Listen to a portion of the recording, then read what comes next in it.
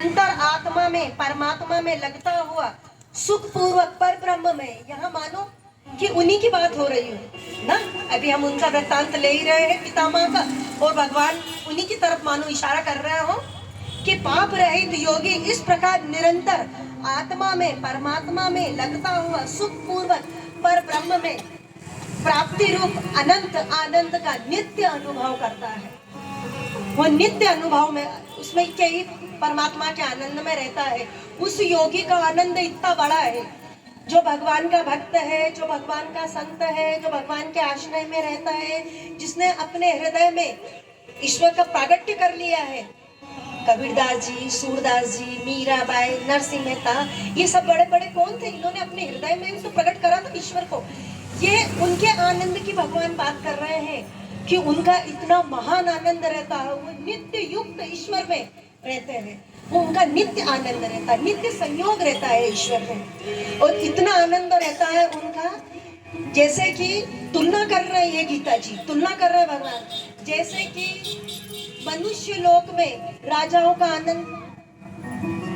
उनके लिए विलासिता, पैसा कौड़ी, धन का सुख, सम्मान का सुख, नौकर चाकरों का सुख, खजाने का सुख,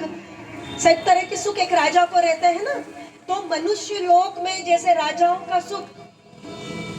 उससे 100 गुना पितृलोकों का सुख होता है। पितृलोक का सुख मनुष्य लोक के राजा से 100 गुना पितृलोक का सुख, पितृलोक से 100 गुना बढ़कर गंधर्व लोक का सुख, गंधर्व लोक के सुख से 100 गुना बढ़ के देवताओं के लोकों का सुख, देवताओं के लोकों से 100 गुना बढ़कर प्रजापतियों के लोकों का सुख, प्रजापति के सुख से 100 गुना बढ़कर ब्रह्मा के लोक का सुख,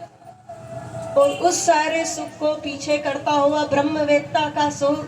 ज्ञानियों का सुख, भगवान के भक्तों का सुख, मीराबाई का सुख, नरसिंह मेहता जी का सुख, रामकृष्ण परमहंस का सुख, विवेकानंद का सुख, इतना सुख और इतना आनंद रहता है जो हरि आश्रय रहते हैं, जो भगवान के आश्रय रहते हैं, जो गीता जी के आश्रय रहते हैं, उनको इतना सुख होता है। लेकिन भगवान की फिर वही शर्त की योगी बनिए, पहले शर्त है ना। अध्यात्म में जाने की अपनी एक शर्त है ना। मन पे काम करना होगा, बुद्धि पे काम करना होगा, चित्त पे काम करना होगा, आचरण पे काम करना होगा, चरित्र पे काम करना होगा, वाणी पे काम करना होगा, मांझ धो के साफ सुथरा होके, और ये जीव तैयार है हरि के लिए, अपने आप पे काम करना होगा।